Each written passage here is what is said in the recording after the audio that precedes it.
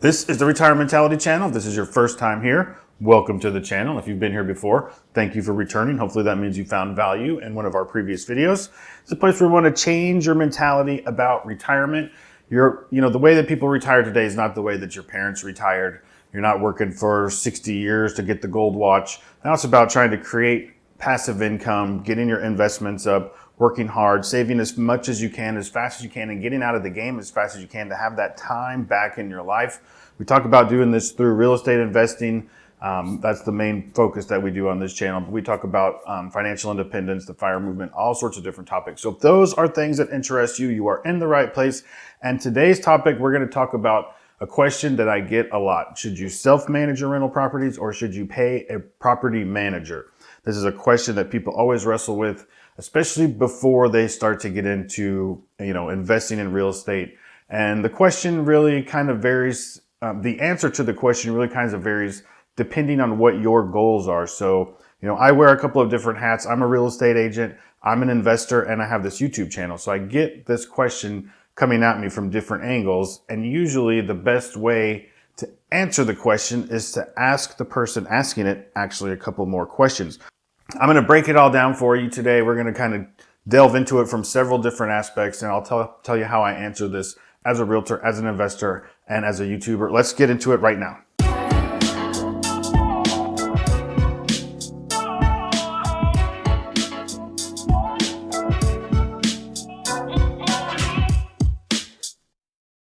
Okay, as a real estate agent, I get this question all the time. I work in beach areas. I'm usually selling properties to people that want to buy them as an investment property, as a vacation rental.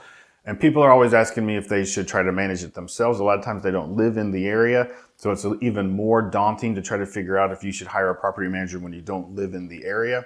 So I'll tell you kind of what I tell my clients that I'm showing properties to when we're looking at vacation rental properties. This is really where I try to get into their head. Usually while we're showing properties, they're trying to pick my brain and get as much information out of me as they can, which they should be doing and is smart. But when this question comes up, I really have to get inside the brain of my investor client that I'm working with. What is the goal that you want with this property? Do you want a property that's going to maximize every dollar and make you as much money? Or are you just trying to buy a house at the beach that you could rent out some to kind of have it cover the mortgage or cover the HOA fees and just kind of break even on the property? That's, what your goal, what your investing goal is makes a big difference here. Because a lot of times, especially in the vacation rental market, in most of the areas where I work, the typical property management company is going to charge 25% of your gross rental. So if you have a property that does $100,000 a year in rental income, the property management company is going to get $25,000 of that. And a lot of times that extra 25% on top, that's your profit margin. So if you're going to hire a property manager, you're most likely you could maybe break even on that property, maybe make a little bit of money, maybe lose a little bit of money. But when you peel 25% off of the top of your income, obviously that's going to cut into what's going to go into your pocket at the end of the year. And the other question besides money is time. The two most important things in our life, money and time. So is your time more important to you than the money? If so, when you go on vacation, do you want to be painting the railing or pulling up deck boards and replacing deck boards or fixing the broken piece of siding on the side of the house? If you have a condo, maybe you don't have as much maintenance issues, but for the single family house, you're going to have more. So the question is, how much time do you want to put into actually managing the property? You're going to have to field all the phone calls, do all the scheduling, not only scheduling the guests into the property, but scheduling the cleaning crew, the plumber. Actually, one of my properties, I have a squirrel trapper go into one of my houses today because the neighbor, luckily I have good neighbors, and one of my neighbors called me and said she saw 7 squirrels, a whole family, like a mama and 6 little baby squirrels going into my attic. So, there's always something. So how much of those things do you want to deal with on a daily basis? Because there's always something every day. I also had a vacuum belt break today, and the guy sent me a text message and he's like, I don't know if you just want me to go buy a new belt and fix it, or maybe you just buy a new vacuum cleaner and send it over here. People are crazy. But anyway, so there's always something to deal with, and getting a management company obviously gets all that off of your plate. So basically, by me asking those questions to my investor clients, they usually kind of figure out the answer themselves. I try to lead people to the question more than just give them or lead people to the answers more than I try to just give them the answer. A lot of times you can figure it out and find the answer yourself. But these are the questions that you need to ask yourself if you're trying to figure out that question from an investor, if you're the investor's point of view.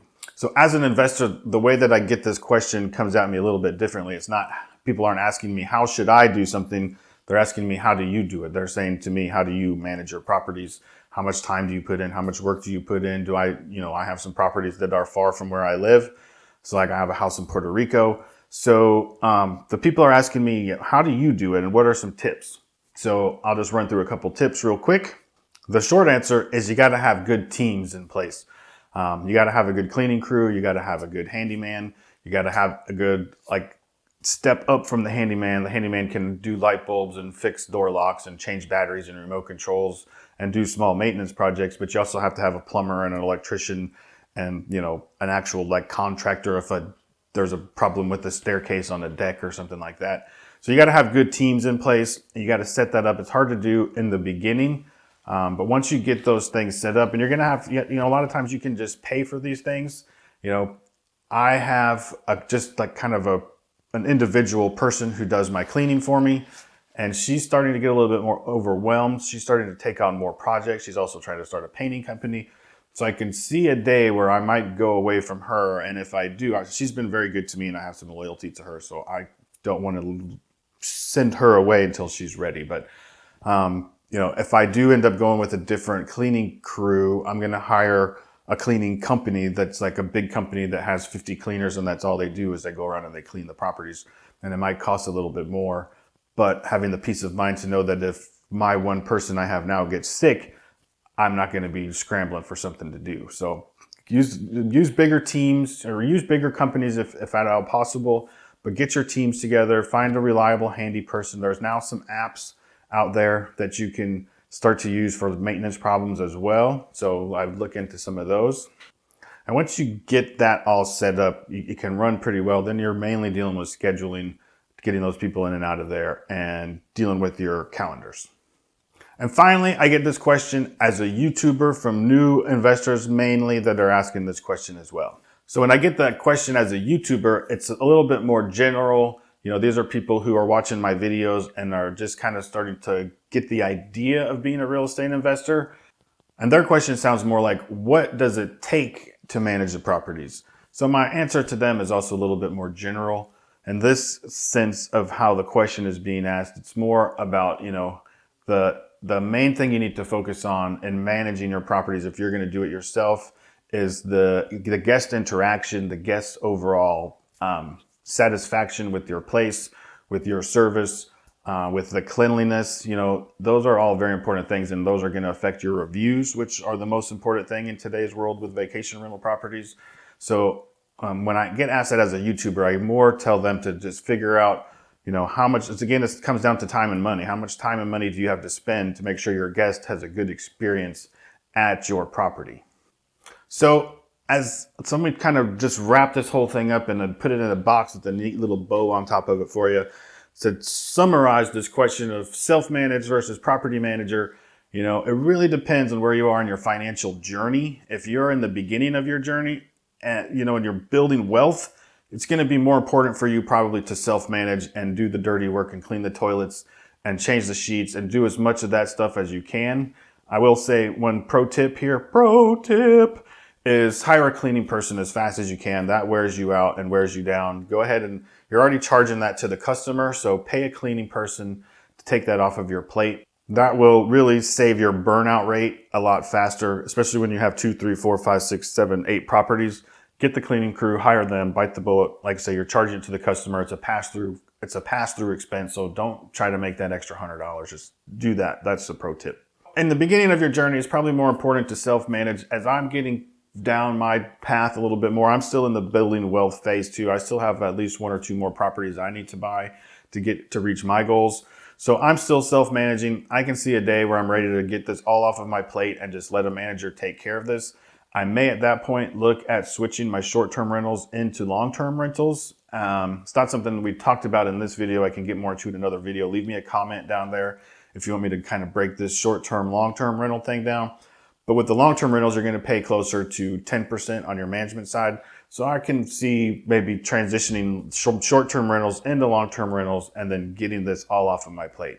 So that's it. I mean, if you're thinking about buying rental properties, if you already own rental properties, if you are on one side, if you're self-managing and you're thinking about hiring a property management company, or you have a property management company and maybe they're not doing a good job, or you're just thinking that's extra money you could make, these are the questions. The answer is in the question. So ask yourself, where are you on your financial journey? How much time do you want to spend on it? How much money do you want to spend on it? How much money do you need to make? What are you willing to sacrifice from one side or the other? Because they both have pros and cons to them. So get out that old trusty piece of paper and pen, write down some pros, the cons. You will come to the answer yourself. Hopefully this helped you kind of get some thought-provoking material for you to help answer the question. Leave me a comment down below. Let me know where you are on this topic, or if there was something that I missed, or if you want me to dive deeper into anything, I would love to. Let's continue the conversation in the comments below. I always answer all the comments. So I look forward to seeing you guys in the comments section. Don't forget to subscribe to the channel if you haven't already done so, and please smash the like button if you did get value out of this. It takes me a little bit of time to put all these together, so I appreciate that love on the other side, and that will make me be able to make more videos for you, and I'll see you in the next one. Thank you.